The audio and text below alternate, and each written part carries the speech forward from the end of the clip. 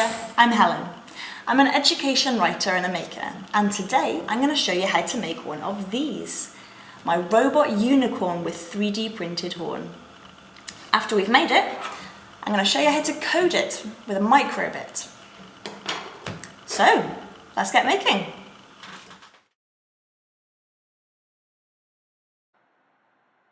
First of all, we're going to make the head and the body of our robot unicorn.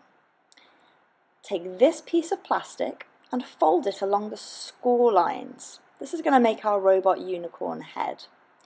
For each of the flaps, you'll need to cut off a piece of the double-sided sticky back plastic. This will hold it all together.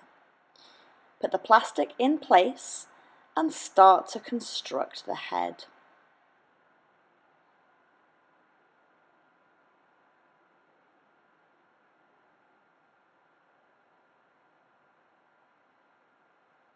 You may wish to use some sellotape to give it a little bit of extra rigidity. Here's one I made earlier. You can see I filled it with copper tape, but you can use what you like. Jelly beans, tinsel, it's up to you.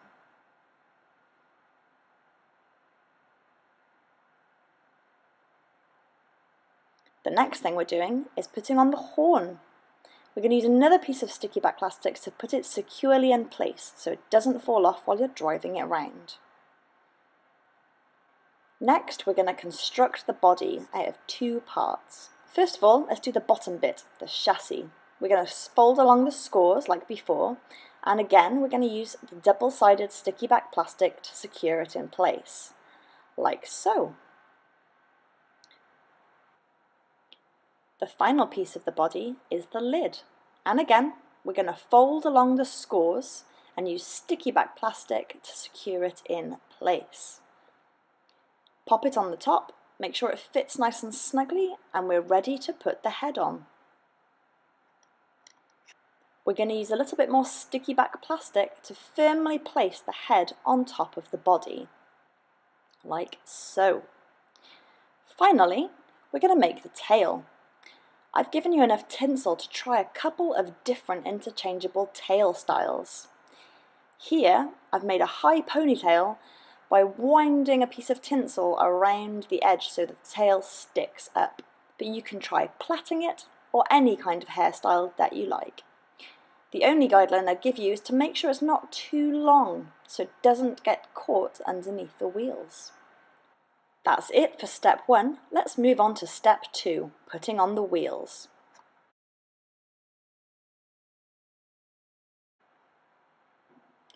Now we're adding in the wheels to our robot unicorn. So take the lid and the head off of the bottom of the body and prepare your wheels. The stretchy rubbery bit of the wheels will go over the edge of the plastic inner bit of the wheels.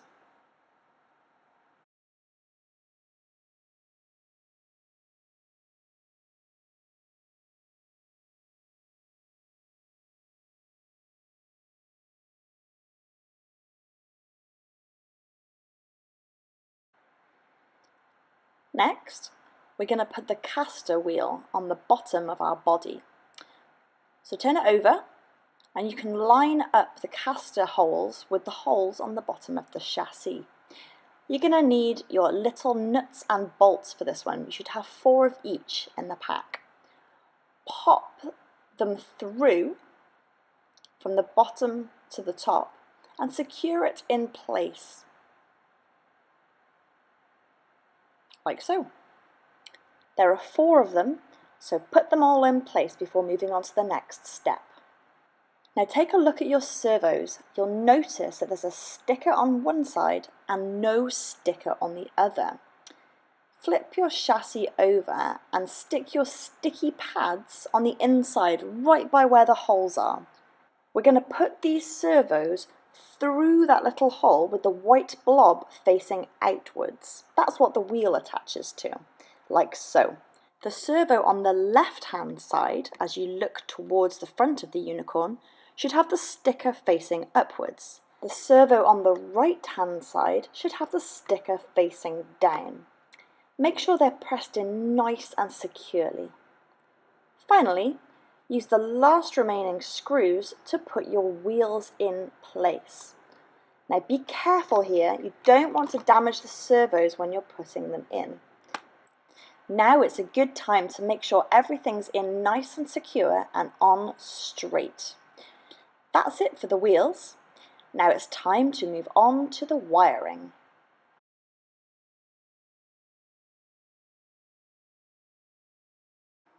Wiring up a unicorn might sound daunting, but actually it's just a little bit fiddly. For this section, you'll also need a little bit of electrical tape and some wire strippers. You can find both at any ordinary hardware store. So, let's begin. Take the lead of the servo and cut it about in half. Do the same for the other one. Discard the end. Now, take the wires coming out of the servo and pull them apart gently until you have 3 individual wires. Strip the ends of the wire so there's a little bit of bare wire showing through, maybe 1/2 centimetre to 1 centimetre long. Once you've separated and stripped each of the 6 servo wires, it's time to add in the battery pack. Make sure there are no batteries in the pack before you put it in. You should never work with electricity when it's live. Now, take the red wires from each servo and the red wire from the battery pack and twist them all together using your fingertips. I did the servo wires first and then wrapped the wire from the battery around both of those red wires from the servos. This creates a nice secure connection. These red wires are the power wires.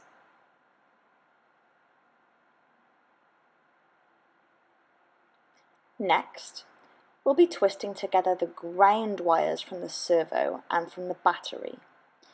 Again, I did the servos first, the 2 brown wires, and then wrapped the black wire from the battery pack around those 2, nice and securely.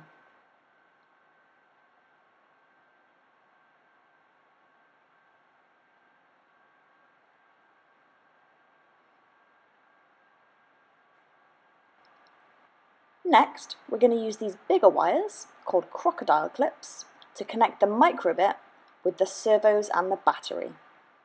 Take one of the crocodile clips, it doesn't matter what colour, they all do the same thing, and attach it to ground. Those were the brown and black wires that we twisted together earlier. Then take the other end of that crocodile clip and attach it to the ground part of the microbit.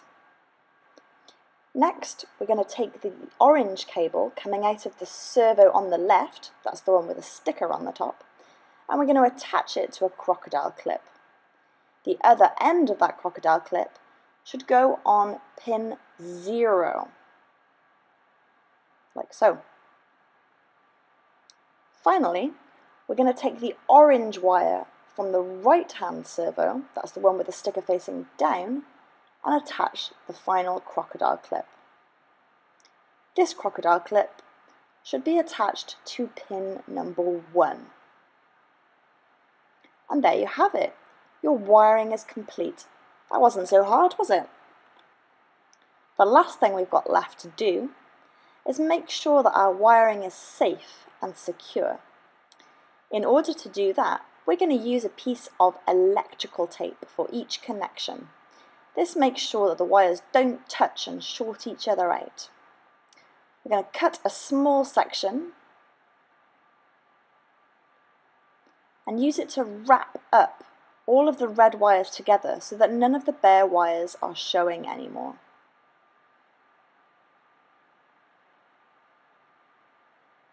Just like that. Now we're going to do the same for all of the other places where there are bare wires. Here I'm just tidying up the ground. That's the brown and black wires. Finally, I'm just going to cut 2 more pieces of electrical tape. and then use them to tidy up the orange cables and make sure they're securely fastened.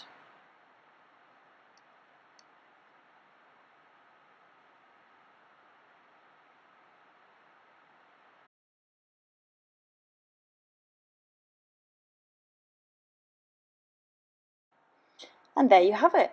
Your wiring is finished and ready for action. All we have to do now to prepare our microbit unicorn for driving around is to pop in the batteries. These are going to power your servos, so when you're ready to use them, make sure that your battery pack is on the on position. When you're not using your robot unicorn, you want to turn your batteries off to preserve power. Finally, just tidy your wires away, making sure not to disturb them too much as you put them inside your chassis. Double check that the crocodile clips are in the right position on your microbit. Alright, you've finished your robot unicorn. In the next video, I'll show you how to use the microbit to code it.